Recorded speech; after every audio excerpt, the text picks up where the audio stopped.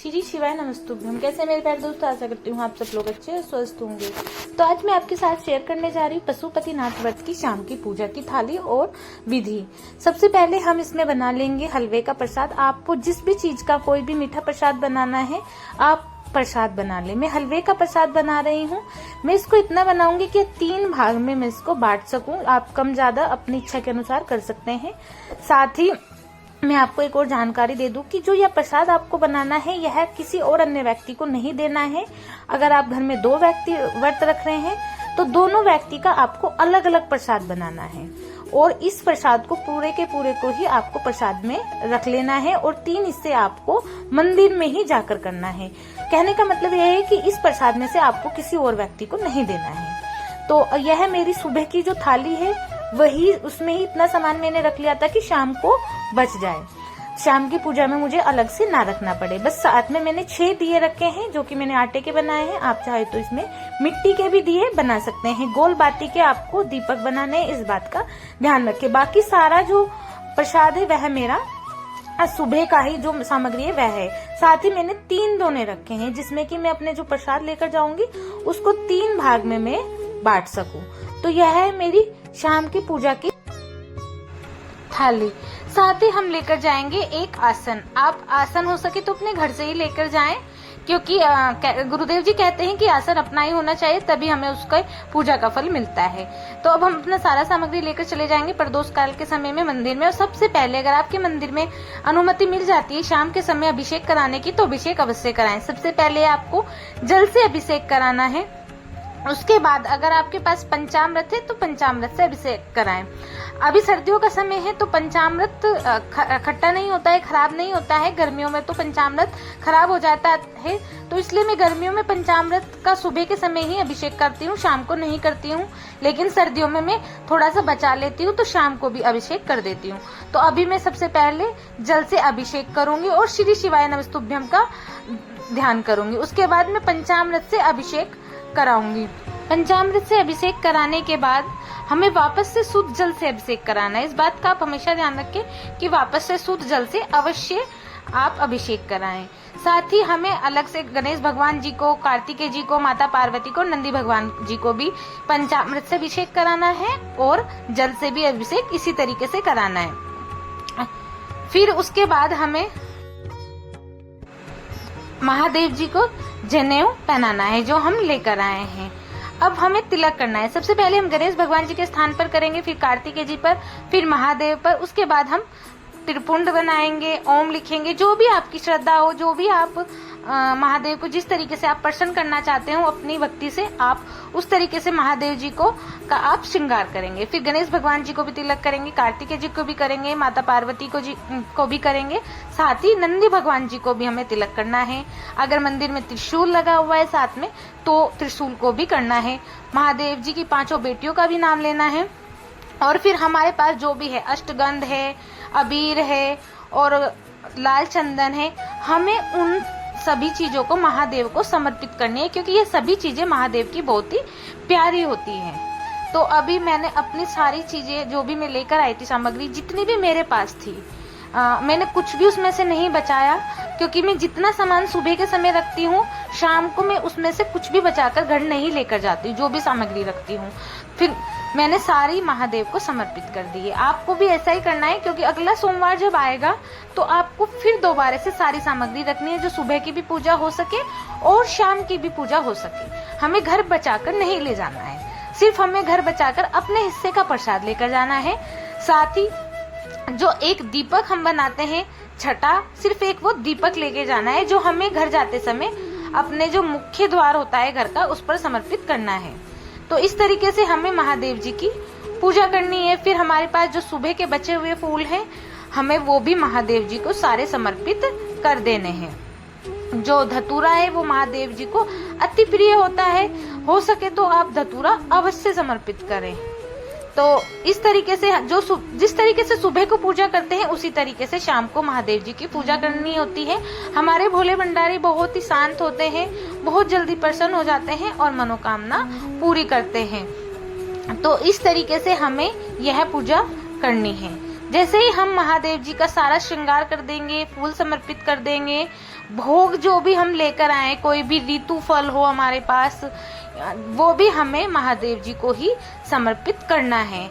एक और बात का ध्यान रखना है कि यह तो छोटी शिवलिंग होती है, लेकिन कहीं कहीं मंदिर में बहुत बड़ी शिवलिंग होती है, तो बिल्कुल शिवलिंग के पास जो माता पार्वती का स्थान होता है, कुछ व्यक्ति वहीं पर भोग प्रसाद रख देते हैं।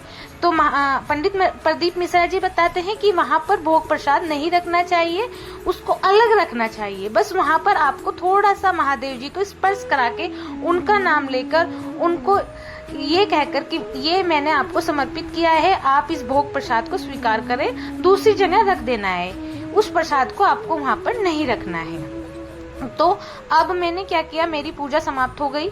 अभी मुझे महादेव जी को भोग लगाना है, तो मैं फूलों से आसन दे दूंगी। सबसे पहले हमें इस बात का ध्यान रखना है कि जब भी हमें दीपक लगाने हो, चाहे भोग रखना हो, हमें सीधा धरती माता पर ऐसे नहीं रखना है। फूलों से आसन दे, फूल ना हो तो चावल से आसन दे, किसी भी चीज से आप आसन अवश्य दे। तो मैंने फूलों से आसन दे दिया है। फूलों से आसन देने के बाद मैं सारे दिए इस तरीके से 6 के 6 दिए यहाँ पर लगा दूंगी।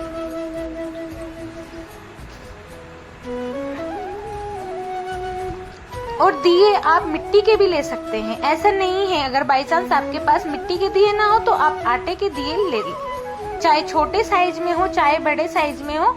और गोल बत्ती के हमेशा दीपक इसमें बनते हैं, लंबी बत्ती के नहीं बनते हैं। फिर उसके बाद मैं दोबारा से आसन लगाऊंगी और फिर हम अपना जो हमारे पास भोग में हलवे का बनाकर लाए हूँ, आप चाहे तो खीर का भी बनाकर ला सकते हैं।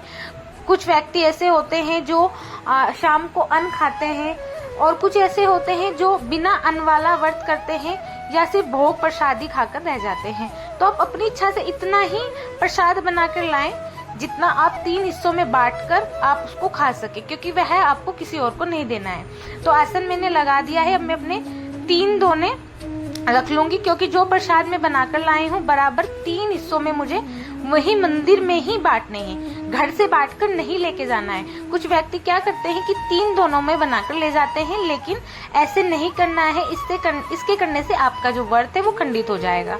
तो मैं अपना भोग प्रसाद को 3 हिस्सों में वहीं पर मंदिर में ही विभाजित कर लूंगी।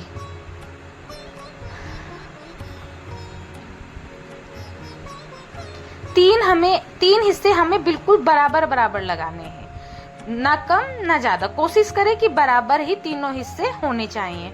फिर इन 3 हिस्सों के लिए हमारे पास 3 बेलपत्र भी होने चाहिए, क्योंकि जैसे कि कृष्ण भगवान को बिना तुलसी दल के भोग समर्पित नहीं होता है, उसी तरीके से महादेव जी को बेलपत्र से भोग लगाया जाता है, मतलब बेलपत्र रखकर उनको भोग समर्पित किया जाता है। तो अगर आपके पास बेलपत्र नहीं है, क्या तो आप सुबह को ही 3 बेलपत्र बचाकर रख ले भोग के लिए। अगर आपके पास बेलपत्र नहीं है तो मंदिर में जो समर्पित होंगे आप वह बेलपत्र रख के भोग समर्पित करें। अगर नहीं है तो आप हाथ जोड़कर उसकी आप क्षमा मांग ले, लेकिन अगर हो तो अवश्य चढ़ाएं। 3 बेलपत्र बिना जो खंडित ना हो वह आपको प्रसाद पर रखने हैं।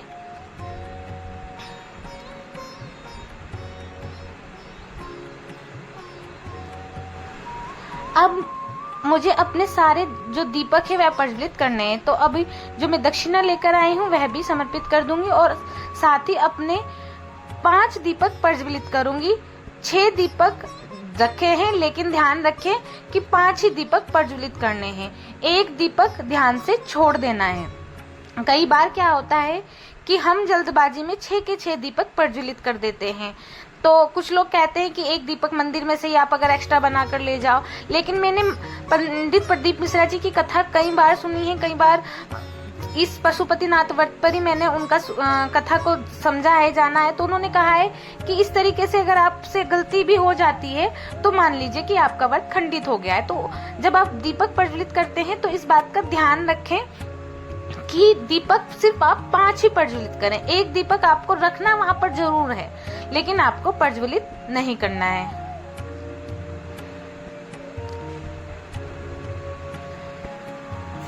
यहाँ पर बहुत से लोगों से बहुत भूल हो जाती है, 6 के 6 दीपक प्रज्वलित कर देते हैं।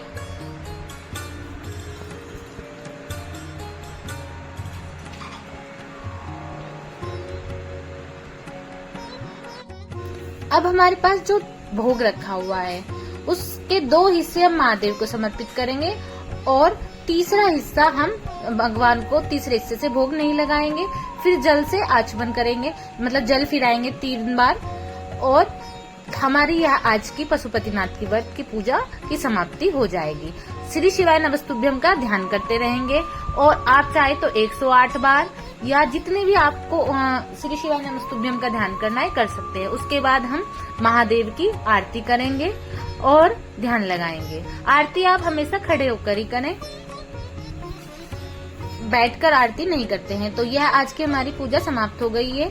फिर आते वक्त आपको अपने आसन के नीचे थोड़ा सा जल डालना है और उसे आपको अपने माथे से लगाकर अपने आसन को आपको उठाकर अपने घर वापस लेकर आ जाना है। तो यह थी आज की हमारी पशुपतिनाथ व्रत की थाली। अब एक भोग जो मतलब हमने 3 भोग लगाए हैं उसमें से एक हिस्सा हमें उठा लेना है।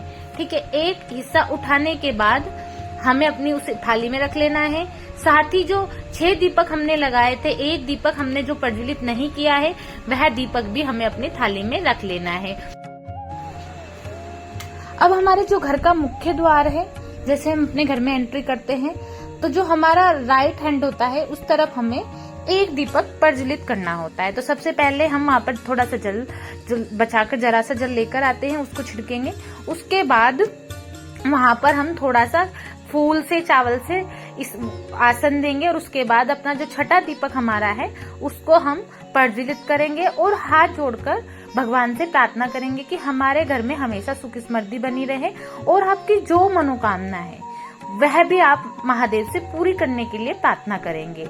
और फिर आपको इस पूरी सामग्री को लेकर जो आप हलवे का प्रसाद लेकर आए हैं, थाली लेकर आए हैं, अपने घर के अंदर आपको प्रवेश कर लेना है। तो यह थी आज की हमारी पशुपतिनाथ व्रत की पूजा की पूरी विधि। आशा करती हूँ आपको वीडियो अच्छी लगी होगी। वीडियो अच्छी लगी हो तो शेयर अवश्य करें।